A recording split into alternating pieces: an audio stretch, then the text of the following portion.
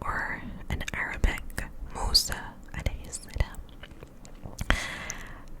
The story of Moses and Pharaoh is talked about in the Quran so much, and of course it's not restricted to one particular surah. It's kind of spread out through various surahs, but in general, I really feel like the story of Moses and his people, and just generally the children of Israelites and the Egyptians at that time, and everything that they went through, is almost quite similar to what we're currently witnessing right now, with the whole Gaza and Israel conflict.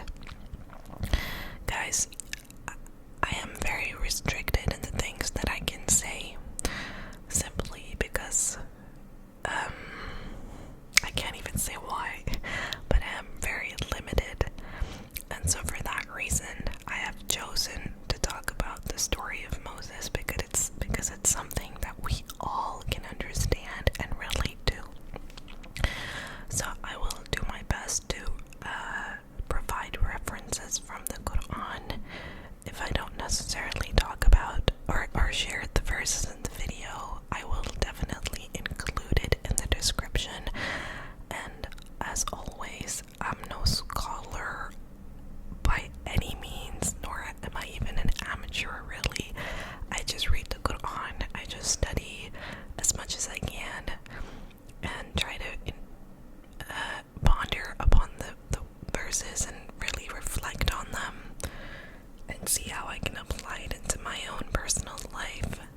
It's going to be different for everyone, so I really encourage you to do your own research. Anyway, let's begin.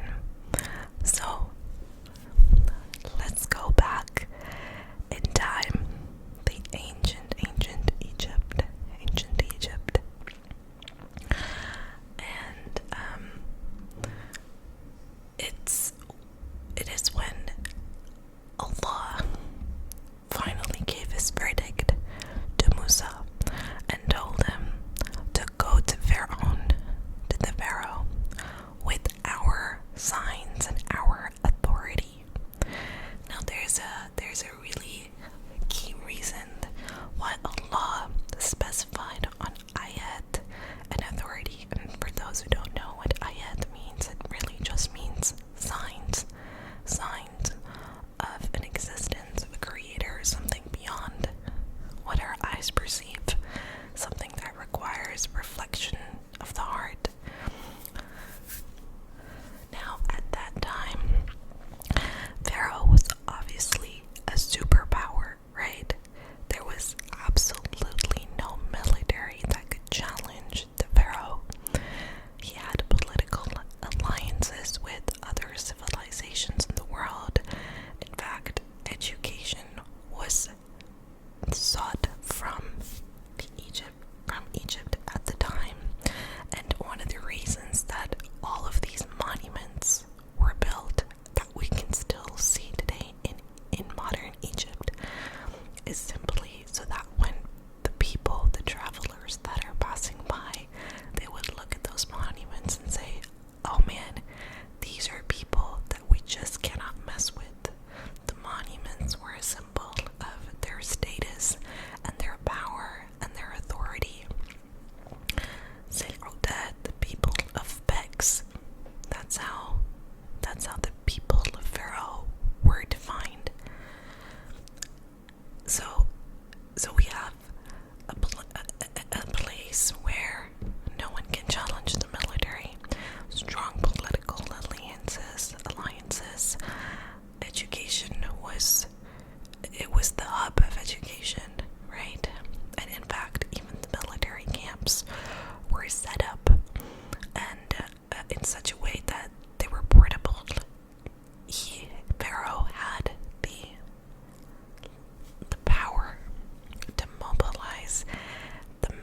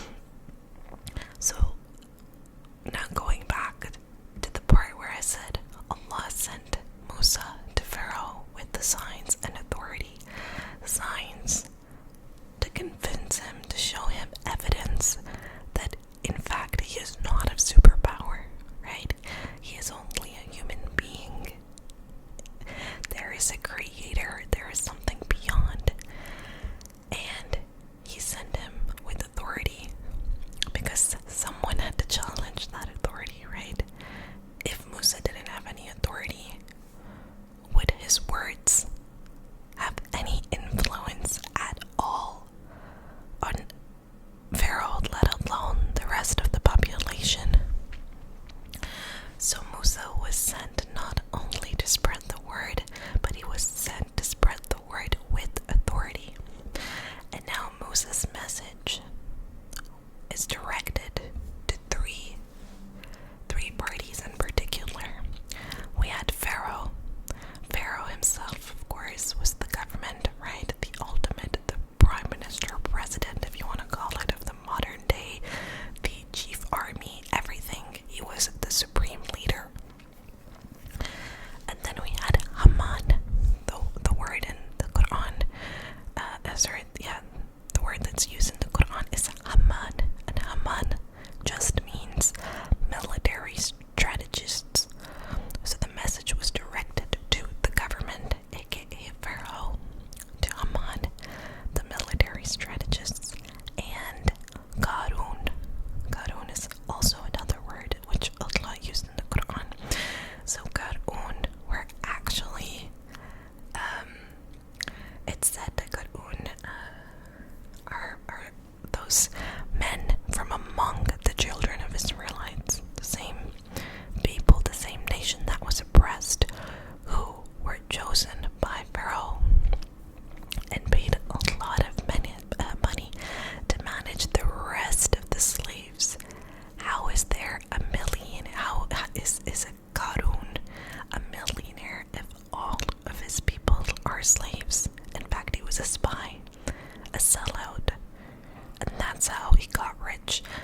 I don't know, to be honest, if Qarun was one particular person or if it was a group of people. I still need to research that, but what I do know, it just simply means that it was an individual from the children of Israelites who sold out his people for money and became a spy for Pharaoh. So this message of Musa was sent to these three particular parties. Now, there's so much to think about, right? Obviously, Pharaoh controlled the media at that time. Whatever the media, like how we understand media today, we see social media, we have news channels, which also a lot of us now, thankfully, are aware, tends to have a particular kind of narrative that sides with, a certain party. There's no free press. We have social media now, but even that, to some extent, is controlled and can be used as a tool for propaganda. But ultimately, Pharaoh wanted to maintain a certain narrative about himself and his people, the Egyptians. If it was his choice, he would just be done with them, but he needed them. He needed slaves to actually build his country, right? Fast forward a little bit. Now, they started creating this narrative about Musa, about Prophet Moses. He started to say, okay, Moses is a magician. He cannot be trusted.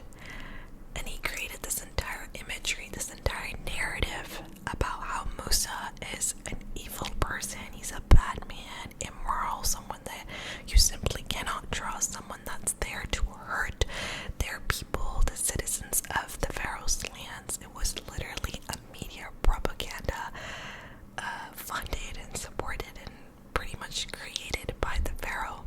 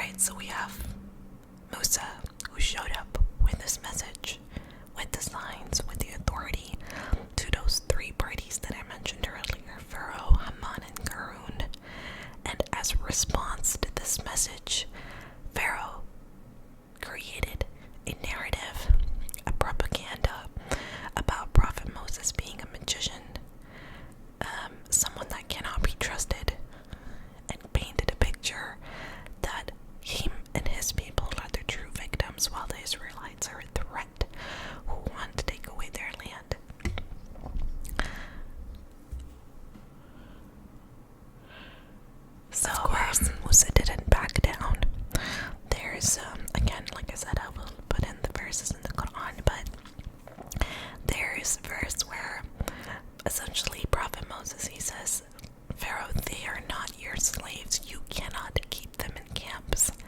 And it's crazy, but Pharaoh replied, kill the children of anybody that believes in this cause. Doesn't that, I don't mean to laugh, I'm laughing because of the irony. Doesn't that resemble or echo something that we are currently hearing in the media right now about what's happening in Gaza? And we hear that, right? There are tons of, that's literally what's happening. And so we have Pharaoh telling him, giving command to his army, to Hamân, to kill the children of anybody that believes in this cause. And really, what is the reason for that? Was only to break their spirits. Sorry, I had to restart. It's been a couple of days, so you're gonna have to forgive me if I am not in line with my thoughts earlier, but I'm gonna try to recollect. So, essentially that was his military strategy. It didn't work. His strategy was not working because they were still hopeful.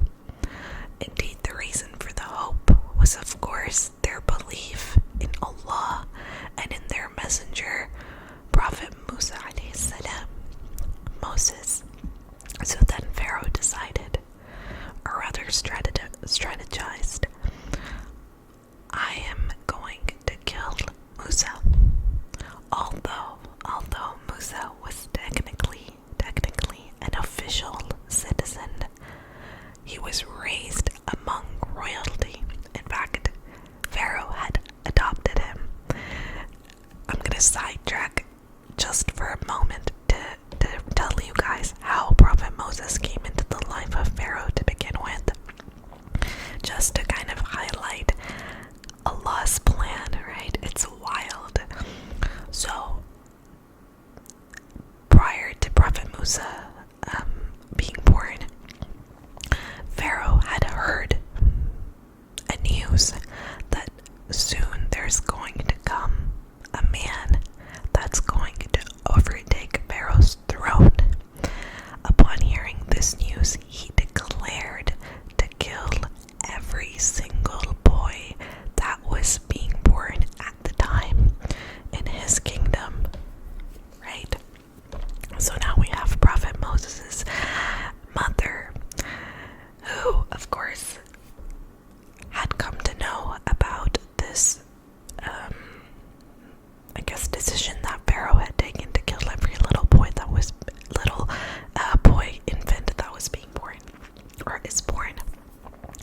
So she got a message from Allah. I don't want to get too much in detail at it. I'm just kind of going, breezing by it. But basically, she got a message from Allah that she needs to put Prophet Moses in the River Nile. She has to do that. So she dropped him in the River Nile, and guess who found him? Pharaoh's wife. She found Prophet Moses in the Nile River. She picked him up. She took him to Pharaoh, and she said, "We need to take care of this child. Let's adopt him." And so they did. And Pharaoh literally raised Moses, not knowing that although he had planned to kill every single infant in order to not be dethroned, little did he know that he was actually raising that man in his own quarters. And don't get me wrong, right? Like, there's also lots of verses where Pharaoh asks and says to Moses that I'm the one that raised you.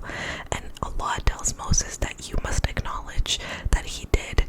And this is kind of where there's also verses about how you must always respect your parents and be kind to them and so on. But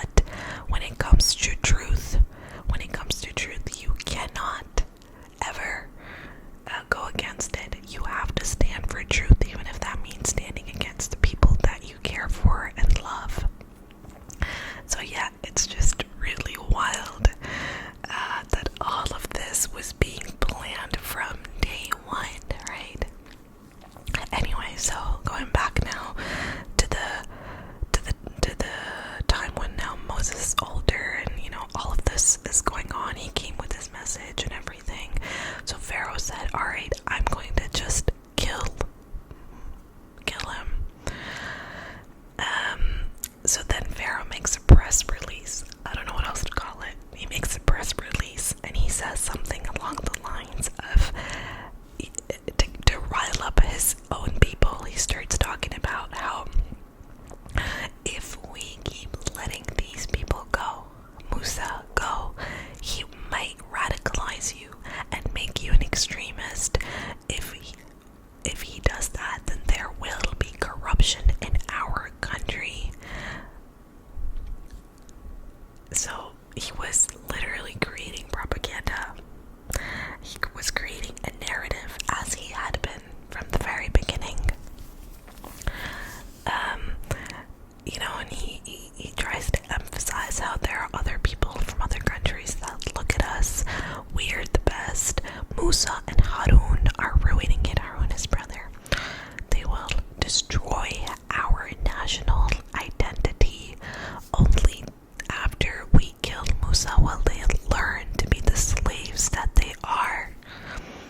So there's another ayat in the Quran. I'm gonna do my best to quote all of them in the video so you have references, but there's another ayat in the Quran where Pharaoh says we need to do a ground invasion, and so he gathered all of his soldiers and gave them a really motivating speech. Now keep in mind that this speech was literally to go and kill civilians living in his nation, like in his land. These words, okay, fine, they do not have the same status as the Egyptians, the Israelites, but they were still innocent civilians, right? So in his speech, he says, "These are pathetic, powerless, useless group of people, and they have angered us, enraged us. Aren't you angry? And indeed, we will take every precaution." And he essentially made the genocide of Israelites a national cause. And so Shaitan made the most evil thing so beautiful. He made it so beautiful. Like, just think about it, right? You have this leader, the king, the ruler. Let's assume you're just the average Egyptian, living a normal life, not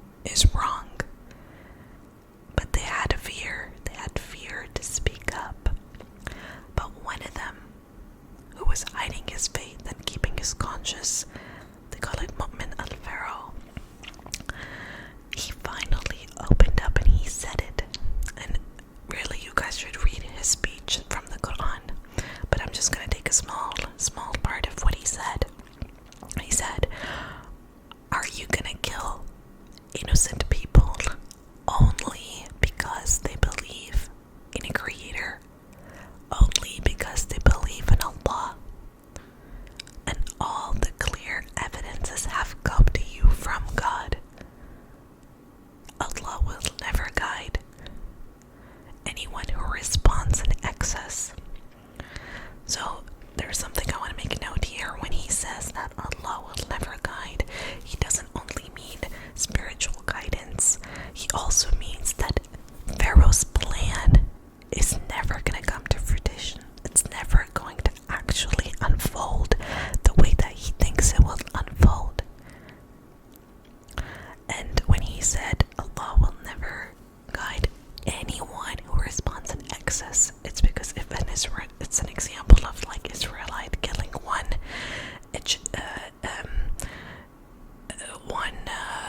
citizen of Pharaoh, right? One of the Egyptians, and as a response, Pharaoh kills 1,000 of his Israelites. So ultimately, he says to him, Allah will never guide this scheme. And that is essentially how, in the end, Allah saved the Israelites. We know what happens in the end, right? We know when Moses split the sea. We know all of that. We know how they get saved. So the reason why I'm talking about this particular story is to remind myself and everyone, all the Muslims around the world, and anyone who's listening in general, there's always going to be another Pharaoh. It wasn't that it's only that one Pharaoh and it's over. No. They're gonna keep coming over and over again. There's always gonna be oppression. There's always gonna be tyrants. Everyone's going to be tested. Everyone. Who you side with, how you respond, how you react, what you do with what you know. How are you as an individual taking some form of responsibility to the extent that you can? What are you doing to educate yourself? Are you for the people or are you for the corrupt? Do you care for the truth? Do you care to know? All of these things call into account your humanity. Life is nothing, guys. It's only a short moment. Yes, we should experience it, live it, enjoy, love, laugh, all of those good things. But that does not mean that we forget those who need help. You never know. Tomorrow you might need help, but no one comes for you. But I hope that you guys learned something from this. I hope that you were able to take away at least 5% of what I was intending to deliver through this particular video, which is honestly the core or the crux of it, is that Allah's plan never fails. The oppressed will get their justice, and the oppressors also will receive their judgment.